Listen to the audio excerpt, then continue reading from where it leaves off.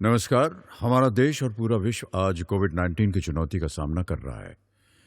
कोविड-19 अभी खत्म नहीं हुआ है। ऐसे में हमारा फर्ज है कि हम सतर्क रहें। इसलिए जब तक दवाई नहीं तब तक कोई ढिलाई नहीं। कोरोना से बचाव के लिए जरूरी है नियमित रूप से हाथ धोना, मास्क पहनना और आपस में उचित दूरी बनाए रखना। याद रखिए, 2 गज दूरी मास्क है जरूरी। खांसी, बुखार या सांस लेने में कठिनाई होने पर हेल्पलाइन नंबर 1075 पर संपर्क करें। समष्टि अर्थशास्त्र एक परिचय, जिसका अध्याय 2 राष्ट्रीय आय का लेखांकन आज समझेंगे। तो बच्चों, आप मेरे साथ कॉपी पुस्तक लेकर बैठ जाइए, क्योंकि परीक्षा के दृष्टिकोण से ये पाठ बहुत इम्पोर्टेंट है। आज हम 2.2 आय का वर्तुल प्रवाह और राष्ट्रीय आय की गणना विधि, इसको समझने के लिए हम बंद अर्थव्यवस्था एवं खुली अर्थव्यवस्था भी देखेंगे। आय के वर्तुल प्रवाह की मान्यता या शर्तें। आय का वर्तुल प्रवाह, इसे ही आय का चक्री प्रवाह भी कहते हैं। राष्ट्रीय आय की गणना विधि जो 3 है: उत्पाद विधि, व्यय विधि और आय विधि। परंतु आज हम केवल उत्पाद विधि, जिसको मूल्य वर्धित विधि भी कहते हैं, आज ये हम समझेंगे। बंद अर्थव्यवस्था, नाम से समझ में आ रहा, बंद यानी बंद, क्लोज्ड इकोनॉमी, है ना। जब किसी देश का कोई आर्थिक संबंध अन्य दूसरे देश से नहीं होता, उसे हम बंद अर्थव्यवस्था कहते हैं। ऐसी अर्थव्यवस्था में शेष विश्व से वस्तुओं और सेवाओं का आयात निर्यात नहीं होता। यदि मान लो कि ये कोई अर्थव्यवस्था है या कोई देश है, यदि यहाँ पे ना ही किसी अन्य देश से आयात हो रहा है और ना ही निर्यात हो रहा, तो ये देश कैसा कहलाएगा? बंद अर्थव्यवस्था वाला देश कहलाएगा। परंतु वास्तविक स्थिति में दुनिया में ऐसा कोई देश नहीं है जो बंद अर्थव्यवस्था का एक उदाहरण हो। अर्थात मतलब वर्तमान परिवेश में जितने भी विश्व के देश हैं वो खुली अर्थव्यवस्था वाले हैं। खुली अर्थव्यवस्था किसे कहेंगे? बंद अर्थव्यवस्था के उल्टा होगा। जब वस्तुओं का आयात और निर्यात हम स्वतंत्र रूप से कर सकें, उसे हम खुली अर्थव्यवस्था कहेंगे। जब किसी देश का अन्य देशों से आर्थिक संबंध स्थापित हो जाता है, तो उसे हम खुली अर्थव्यवस्था कहते हैं।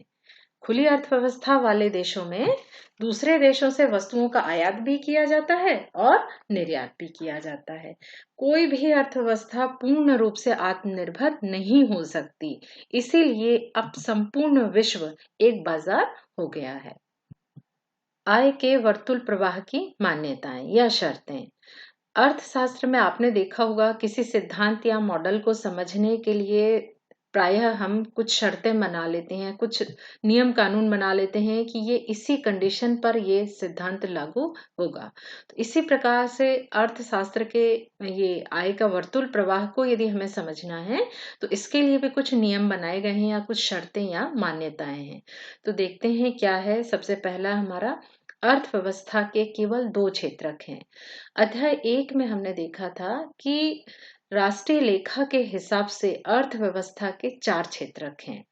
पहला है पारिवारिक, व्यवसायिक, फिर सरकारी और बाह्य क्षेत्रक था। परंतु ये मान लिया गया, हम ऐसी अर्थव्यवस्था की कल्पना कर रहे हैं जहां 4 क्षेत्रक नहीं है, बल्कि केवल कितने क्षेत्रक हैं? 2 क्षेत्रक हैं। सरकार का कोई हस्तक्षेप नहीं है, उस अर्थव्यवस्था में सरकार कोई हस्तक्षेप नहीं करती, और विदेशी क्षेत्र भी नहीं है, यानी ये दोनों क्षेत्र नहीं है। केवल कितने क्षेत्र हैं? ये 2 क्षेत्र हैं। अर्थव्यवस्था एक बंद अर्थव्यवस्था, हम ऐसी अर्थव्यवस्था की कल्पना करेंगे जहां पर बाहर के विश्व के देशों से कुछ नहीं आ रहा है। जो भी हो रहा है वो सब हमारे देश के अंदर हो रहा है। और ये बहुत इंपॉर्टेंट पॉइंट है, परिवार बचत नहीं करते। इसका मतलब क्या है कि देश में यदि 100 रुपए है, तो 100 रुपए का 100 रुपए पूरा खर्च हो जा रहा है, यानी इसमें कहीं कोई बचत नहीं हो रही। अर्थव्यवस्था की हमारी ये जो 4 क्षेत्रक हैं, जिसमें मान लिया गया है कि सरकारी क्षेत्रक भी नहीं है और विदेशी क्षेत्रक भी नहीं है। केवल कितने क्षेत्रक हैं? केवल 2 क्षेत्रक हैं, और सरकारी क्षेत्र का कोई हस्तक्षेप नहीं था। इस प्रकार आज हम जो आय का वर्तुल प्रवाह है, उसमें ये देखेंगे कि एक ऐसी अर्थव्यवस्था है जहां केवल परिवार है और फर्म है, और इन दोनों के बीच आय किस प्रकार से घूमती रहती है, कब किसके पास होती है, यानी ये इसका जो चक्कर है, कभी परिवार के पास कभी फर्म के पास। आज का जो टॉपिक है वो यही हम समझने का प्रयास करेंगे कि आय का प्रवाह कैसे होता है इन दो क्षेत्र के बीच। आय का प्रवाह चक्री क्यों होता है या वर्तुल क्यों होता है? किसी भी अर्थव्यवस्था में हम जानते हैं कि उत्पादन जरूर होता है और उत्पादन करने के लिए उत्पत्ति के साधन चाहिए, भूमि, श्रम, पूंजी, उद्यम।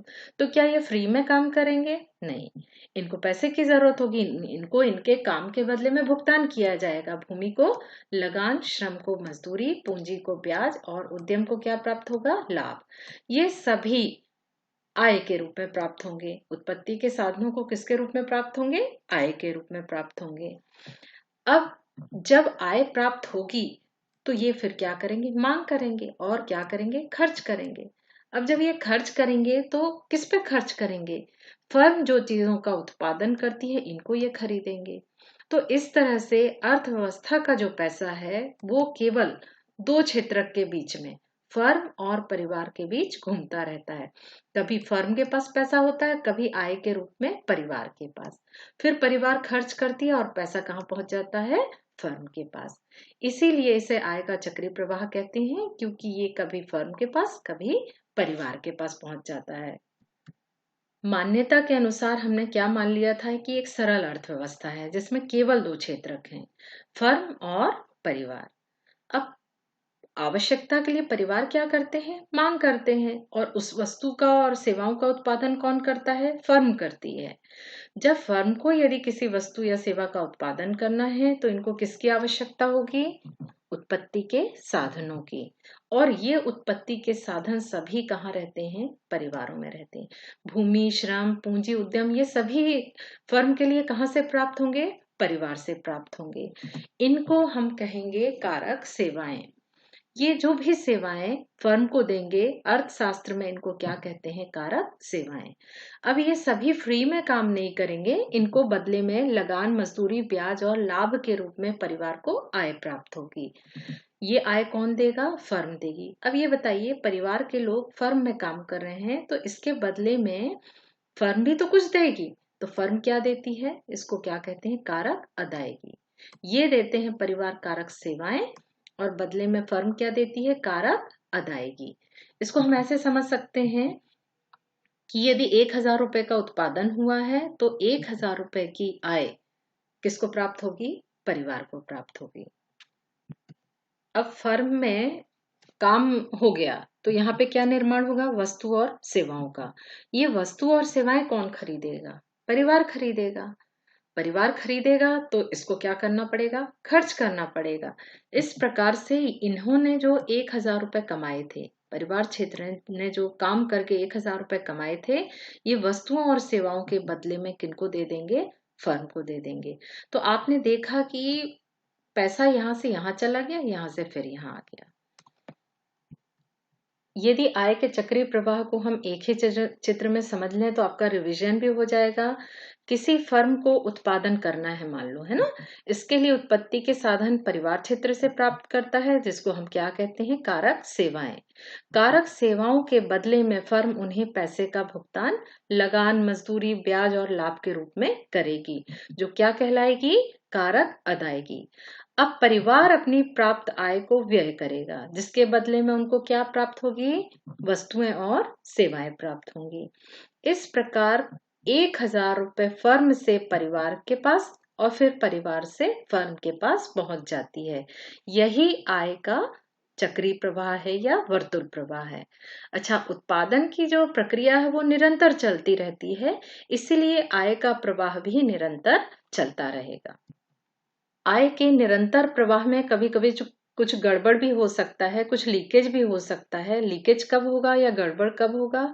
जब परिवार को 1,000 रुपए प्राप्त हुए और ये 1,000 रुपए बैंक में डाल दे, तो अब परिवार के पास कितना बचा खर्च करने के लिए? 900 रुपए। अब ये 900 रुपए की वस्तुएं और सेवाएं खरीदेगा। तो जब ये 900 की वस्तुएं खरीदेगा तो फर्म के पास भी केवल कितना रुपए बचेगा? 900 रुपए। इस तरह से अर्थव्यवस्था से 100 रुपए क्या हो गया? कम हो गया। इसको हम क्या कहते हैं? लीकेज या रिसाव। इसके विपरीत भी होगा। यदि अर्थव्यवस्था में 1,000 के साथ 100 रुपए का इनको ब्याज मिल जाए, विदेशी सहायता मिल जाए या कहीं से भी पैसा प्राप्त हो जाए, तो आप परिवार के पास खर्च करने के लिए कितने हो गए? 1100। अब ये 1100 रुपए वस्तुओं और सेवाओं पर खर्च करेंगे तो फर्म के पास भी कितना हो गया? 1100। तो इसे हम भरण, इंजेक्शन या अंतःक्षेपण भी कहते हैं। यानी अब अर्थव्यवस्था में पैसे कितने बढ़ गए हैं? 100 रुपए बढ़ गए हैं। तो इस तरह से आय के चक्रीय प्रवाह में कभी कभी क्षरण और भरण की प्रक्रिया भी होती है। मैंने आपको समझाने के दृष्टिकोण से अपना डायग्राम बनाया था, परंतु आपकी पुस्तक में ये चित्र दिया हुआ है, रेखा चित्र 2.1। आपके मन में ये प्रश्न आना चाहिए कि आय का वर्तुल प्रवाह हम क्यों पढ़ रहे हैं? आय के वर्तुल प्रवाह से हमको राष्ट्रीय आय की गणना की विधियां पता चलेंगी। आप यहाँ बहुत ध्यान से देख लीजिए तो समझ में आ जाएगा। देखिए, परिवार खर्च करेगा कितना? ए जो दिख रहा है आपको, ए प्रवाह दिख रहा है, परिवार से फर्म की ओर खर्च कर रहा है परिवार, तो परिवार को बदले में क्या मिल रही है? बी प्रवाह क्या बता रहा है? वस्तुएं और सेवाएं। इसी प्रकार जब परिवार सेवाएं देगा फर्म को, तो फर्म को कारक सेवा के बदले में क्या प्राप्त होगा? सी कारक अदायगी। तो हमको 3 कर्व मिले, ए, बी और सी प्रवाह, 3 प्रवाह मिले। इस प्रकार से हमको 3 राष्ट्रीय आय की गणना की विधियां पता चल रही हैं। यहाँ से कैसे पता चल रही हैं? यदि हम ए पर पूरे देश में जितना व्यय हो रहा, पूरे राष्ट्र में जितना खर्च हो रहा, यदि हम उसको जोड़ लेंगे तो हमको राष्ट्रीय आय व्यय विधि से प्राप्त हो जाएगी। यदि प्रवाह बी में हम देखें, पूरे देश का जितनी वस्तुओं और सेवाओं का उत्पादन हो रहा है उसको हम मौद्रिक मूल्य में बदल लेंगे तो हमको कौन सी विधि मिल जाएगी? उत्पाद विधि से राष्ट्रीय आय की गणना। इसी प्रकार सी कारक अदायगी, कारक अदायगी का के रूप में उत्पत्ति के साधनों को क्या प्राप्त होता है? आय प्राप्त होती है। क्या प्राप्त होती है? आय। यदि प्रवाह सी पर हम पूरे देश की राष्ट्रीय आय की गणना यदि करेंगे तो हमको आय विधि से राष्ट्रीय आय की गणना कर सकते हैं। तो आपने यहाँ देखा कि इन जितने प्रवाह हैं इनसे हम राष्ट्रीय आय की गणना अलग अलग आधार पर कर सकते हैं। राष्ट्रीय आय की 3 ही गणना विधि क्यों है? इसलिए है क्योंकि अर्थव्यवस्था में 3 ही मुख्य आर्थिक क्रियाएं होती हैं, उत्पादन, व्यय और आय। इसीलिए राष्ट्रीय आय की जो गणना होती है इन 3 विधियों के द्वारा ही होती है। राष्ट्रीय आय की गणना विधि, उत्पाद विधि, इसको ही हम मूल्यवर्धित विधि भी कहेंगे, व्यय विधि और तीसरी है हमारी आय विधि। राष्ट्रीय आय की कितनी गणना विधि हमने देखी? उत्पाद विधि, आय विधि और व्यय विधि। ये 3 ही होती हैं। अच्छा, एक बात और है, यदि हम किसी भी विधि से राष्ट्रीय आय की गणना करेंगे तो तीनों का मान कैसा होगा? बराबर होगा। यदि हम उत्पाद विधि से राष्ट्रीय आय की गणना करेंगे, मान लो 1000 रुपए प्राप्त हो रहा है, इसी प्रकार यदि आय से करेंगे तो भी 1000 रुपए राष्ट्रीय आय प्राप्त होगी, और यदि हम व्यय विधि से राष्ट्रीय आय की गणना करेंगे तब भी हमको जो प्राप्त होगी वो 1000। इस प्रकार हम कह सकते हैं कि हम तीनों विधियों से यदि राष्ट्रीय आय की गणना करेंगे तो वो आपस में समान होगा। राष्ट्रीय आय की उत्पाद विधि या मूल्यवर्धित विधि, इसको हम मूल्यवर्धित विधि भी कहते हैं। एक अर्थव्यवस्था में एक वर्ष में जितनी वस्तुएं या सेवाएं उत्पादित होंगी उनके अंतिम मौद्रिक मूल्य को हम राष्ट्रीय आय के रूप में प्राप्त करेंगे। अब देखिए यहाँ उत्पाद विधि, उत्पाद का मतलब है, नाम से समझ में आ रहा है कि यानी उत्पादन के आधार पर, परंतु जितना उत्पाद है उसको हम काय में बदल लेते हैं, मौद्रिक मूल्य में बदल लेते हैं। और मूल्यवर्धित विधि, मूल्यवर्धित या मूल्य वृद्धि विधि भी कह सकते हो। जब वस्तु का मूल्य जो बढ़ता जाता है, यदि कोई व्यक्ति या फर्म मूल्य बढ़ाती जाती है, पूरे देश में जितना मूल्य वर्धन है उसको हम जोड़ लेंगे तो हम किससे कैलकुलेशन कर सकते हैं? मूल्यवर्धित विधि से। मूल्यवर्धित विधि में क्या होता है कि हम उत्पादक के हिसाब से लेते हैं, पूरे देश में जितने उत्पादक हैं वो जितना मूल्य बढ़ा रहे हैं उसके बेसिक मूल्य को हम जोड़कर मूल्यवर्धित विधि से राष्ट्रीय आय की गणना करते हैं। जबकि उत्पाद विधि में उत्पादक के बाजार मूल्य की गणना हम करते हैं, उपभोक्ता के। उत्पाद विधि में उपभोक्ता को कितने रुपए में वस्तु मिल रही है उसको हम जोड़कर राष्ट्रीय आय की गणना करते हैं। जबकि मूल्यवर्धित विधि में जितनी फर्म है वो कीमतों को कितना बढ़ा रही हैं, उसके आधार पर मूल्यवर्धक विधि से राष्ट्रीय आय की गणना करते हैं। उत्पाद विधि में हम उत्पादित वस्तुओं और सेवाओं के वार्षिक मूल्य की गणना करते हैं। राष्ट्रीय आय एक लेखा वर्ष में उत्पादित समस्त अंतिम वस्तुओं और सेवाओं के मौद्रिक मूल्य का योग होती है। इस विधि को मूल्यवर्धित विधि भी कहते हैं। एक वस्तु के उत्पादन में विभिन्न अवस्थाओं में हुई मूल्य वृद्धि का योग अंतिम वस्तु व सेवाओं की बाजार कीमत के बराबर होता है। उद्योगों को हम जानते हैं कि मुख्यतः 3 भागों में बांटा जाता है: प्राथमिक क्षेत्र, द्वितीयक क्षेत्र और तृतीयक क्षेत्र। उत्पाद विधि से राष्ट्रीय आय की माप करते समय हम क्या करेंगे, ये तीनों क्षेत्रों को हम जोड़ लेंगे। तीनों क्षेत्रक से जो उत्पादन होगा, इन तीनों क्षेत्रों से उत्पादित वस्तुओं और सेवाओं के मौद्रिक मूल्य को हम जोड़कर उत्पाद विधि से राष्ट्रीय आय की गणना कर सकते हैं। उत्पाद विधि और मूल्यवर्धित विधि से प्राप्त राष्ट्रीय आय एक समान होती है। इसे उदाहरण से समझने के लिए बुक में तालिका 2.1 दी हुई है, जिसमें किसान है और एक बेकर है ना। तो ये मान लिया गया है कि किसान के द्वारा उत्पादित गेहूं 100 रुपए का है। कितने रुपए का है? 100 रुपए का। और इस गेहूं को वो 50 रुपए में किसको बेचता है? 50 रुपए का गेहूं किसको बेचता है? बेकर को बेचता है। और बेकर उस 50 रुपए के गेहूं से 200 रुपए की ब्रेड बना लेता है। तो यदि हमको कुल उत्पाद की गणना करना है, तो किसान का उत्पाद कितना है? 100 रुपए, और बेकर का उत्पाद कितना है? 200। तो क्या कुल उत्पाद 300 रुपए होगा? नहीं होगा। क्यों नहीं होगा? किसान का तो कुल उत्पाद 100 रुपए सही है, परंतु बेकर का जो 200 रुपए उत्पाद है, इसमें 50 रुपए किसका है? मध्यवर्ती वस्तु का है या कच्चे माल का है। तो हमने राष्ट्रीय आय की गणना में हम मध्यवर्ती वस्तुओं को नहीं जोड़ते हैं। इससे दोहरी दोहरी गणना की जो गणना होगी वो क्या हो जाएगी? गलत हो जाएगी। इसीलिए हम क्या करते हैं, जो मध्यवर्ती वस्तु है इसके मूल्य को हम क्या करेंगे? घटा देंगे। तो इस प्रकार से बेकर का जो उत्पाद होगा वो केवल कितने का होगा? 150 का, क्योंकि 50 रुपए तो किसान को वो दे चुका है। तो इस तरह से कुल उत्पाद कितना हो जाएगा? 250। घरेलू जीडीपी का एमपी का मतलब है मार्केट प्राइस। सकल घरेलू उत्पाद बाजार मूल्य पर कितना रुपए प्राप्त हुआ? 250 रुपए।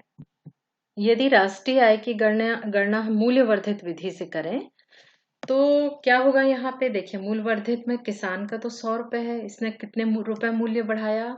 100 रुपए। इसका कच्चा माल कुछ भी नहीं लगा, इसने अपने गेहूं का मूल्य कितना बढ़ा लिया? 100 रुपए। और बेकर ने कितना बढ़ाया है मूल्य?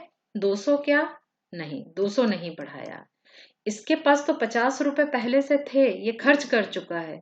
इसने जो गेहूं है उसका मूल्य कितना बढ़ाया है? 150 रुपए। तो इस तरह से मूल्यवर्धित विधि ये देखती है कि उत्पादन के किस स्टेज में कितने रुपए की मूल्य वृद्धि हुई, या गेहूं के पहले स्टेज में कितने रुपए की मूल्य वृद्धि हुई थी? 100 रुपए। और बेकर ने उसी गेहूं का मूल्य कितना रुपए बढ़ाया है? 150 रुपए। तो इस तरह कुल मूल्य वृद्धि कितनी हुई हमारी? 250 रुपए। तो इसका उत्तर भी हमारा कितना आ रहा है? 250 रुपए। अभी हमने जीडीपी में भी देखा था, वो भी कितना निकला था? 250। इस तरह से दोनों का जो परिणाम होगा वो कैसा होगा? बराबर होगा। सकल घरेलू उत्पाद को हम इंग्लिश में जीडीपी भी कहते हैं, एट मार्केट प्राइस। कैसे निकला है? इसमें जितने भी आपके सूत्र हैं वो सब इंग्लिश में है, इसलिए आपको दोनों का ज्ञान होना जरूरी है। ग्रॉस डोमेस्टिक प्रोडक्ट, इसका हमने फर्स्ट वर्ड ले लिया है जीडीपी, है ना। और दूसरा है सकल मूल्य वर्धित, इसको कैसे शो करते हैं? जीवीए आई। आई यहाँ फर्म है। फर्म यानी उद्योगों के बहुत सारे, यदि ज्यादा उद्योग होंगे तो उनको हम क्या कर लेंगे? जोड़ लेंगे। ग्रॉस वैल्यू एडेड, जी से ग्रॉस, वी से वैल्यू, ए से एडेड। तो सकल मूल्य वृद्धि को हम किससे शो करते हैं? जीवीए। इसका सूत्र क्या होता है? Sigma i is equal to 1 से n जीवीए आई, जीवीए 1, A2, A3, A4 और जीवीए n। अब आपको लग रहा होगा ये क्या है, ये तो गणित है नहीं, तो ये आसान है, मत चिंता करिए आप। आई का मतलब है फर्म। अब आप बताइए कि यदि यहाँ पे देश में बहुत सारी फर्म है, ये पहली फर्म है, ये दूसरी फर्म है, ये तीसरी फर्म है, ये चौथी फर्म है, इस तरह से देश में कितनी फर्म है? एन फर्म है। तो हमको क्या करना पड़ेगा, हर एक फर्म में जो मूल्य वृद्धि हुई है उसको जोड़ना पड़ेगा, तभी तो हम सकल मूल्य वृद्धि निकालेंगे। क्या हम केवल एक फर्म का मूल्य वृद्धि निकालेंगे? हमारे देश में तो बहुत सारी फर्म है ना, तो हम सबके मूल्य वृद्धि को क्या करेंगे? जोड़ेंगे। तो इसका सूत्र क्या होगा? GVAI। I is equal to 1, यानी ये पहली फर्म से लेके एन, मतलब देश की जितनी फर्म है उनका योग क्या होगा? GVAI। सकल घरेलू उत्पाद बराबर क्या होता है? सकल मूल्य वृद्धि। अभी अपन ने देखा था प्रूफ करके भी, GDP at market price is equal to क्या होगा? GVAI। आपको लग रहा होगा ये सिग्मा क्या है, हमारे बुक में इसका बहुत अच्छे से डिटेल समझाया है। सिग्मा प्रतीक चिन्ह है, ये हमको संक्षिप्त और रूप में लिखने में सहायता करता है।